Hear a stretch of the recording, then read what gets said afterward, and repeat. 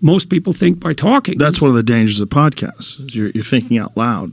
Yeah. Well, but it's also one of the things that makes it exciting, right? Because if it's real, then people are along for the... And it's cool because I kind of do the same thing in my lectures. I don't prepare my lectures. I have a question in mind that I'm trying to answer. Then I go on stage and I try to answer the question or investigate the question at least, and as I've got better at it, usually what happens is I go a bunch of different places and then I can snap it together at the end. And that's fun, it's like all these plates are in the air and you just bring them all together at the end. It's like the final punchline of a comedian's set. Exactly like that. Yeah, it is. It's exactly like that. When bits are constructed. It's like a callback. And that's what you're trying to do when you're constructing bits. You're trying to figure out how to tie it together optimally. Yeah. Well, to dispense with what's unnecessary, right? To get to the gist and to tie it together. And it's so fun when you can land on your feet. I've been watching Tammy do this when she's learning how to tell a story on stage, and her stories are about 10 minutes long.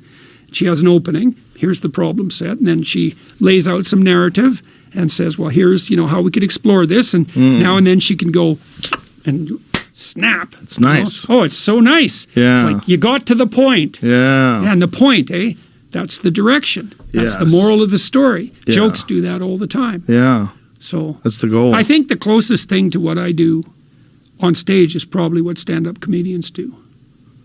Although you guys usually run through a prepared set, but you have a universe of potential jokes, right? And my suspicions are that you're watching how the audience is reacting and crafting what you're selecting to bring everybody on board. And you want to tell a story that has a narrative arc and it comes to a conclusion. Have you noticed in your podcast that if you're really paying attention to the dialogue, that the podcast has a narrative arc all by itself? Yes. It's so cool, eh? Yeah. That you'll see, we're halfway done. And then, now here's the natural ending. Yes. And that's cool that narrative emerges just as a consequence of focused attention, but it's definitely the case. Yeah. So. Yeah, it's a very fascinating way to explore life publicly. Right? It's a very fascinating way to explore life publicly and allow other people to take in some of these thoughts and form their own. Yep. Because that's what a lot of people are doing. Yeah. Right? They're listening to this and they're actually thinking about various aspects that resonate with their own life, and then applying their own unique view of the world to that. Yeah. And and seeing how they could maybe use it to enhance them or whatever they disagree on, why they disagree on it, and solidify that position in their mind as well. And the good podcast does two things at least. It presents people with some new information, which was part of why I love doing podcasts. Like, it's such a privilege, and you know this perfectly well, to call anybody in the world up and say, hey, I'm pretty curious about this. Right. And you look like you know more about that than anyone else in the world. Would you like to talk about it? And then they say yes. It's like, well, that's a pretty good deal. Yeah. And so you get to have that experience of learning. But at the same time, you can model the exploration of ideas. Yeah. And so then people, they learn two things. They learn whatever the facts of the matter are, let's say, but they also learn how to conduct an exploratory dialogue. And both of those, if you can learn those both at the same time, that's perfect. Right. And that's really, you're basically using the Socratic method of instruction, right? Because the Socratic method was all inquiry. It's like, what do you think about that? What do you think about that? And like, you're not asking the audience, but you are essentially, because you're a proxy for the audience.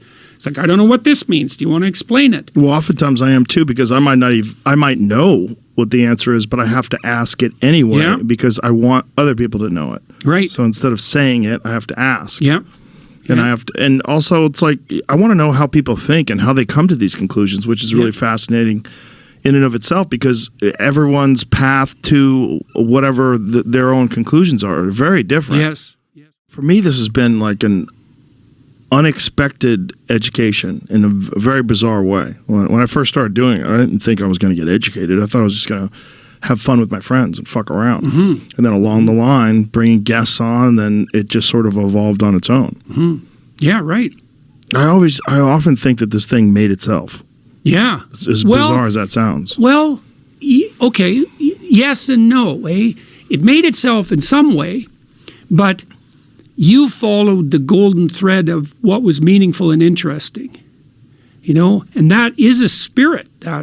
That's the golden thread that leads you out of the maze, you know, and something, you'll be conducting a podcast and something will grip you. And you think, oh, there's something there. And then maybe if you're awake and aware, then you start doing more of that, you know, and that has a life.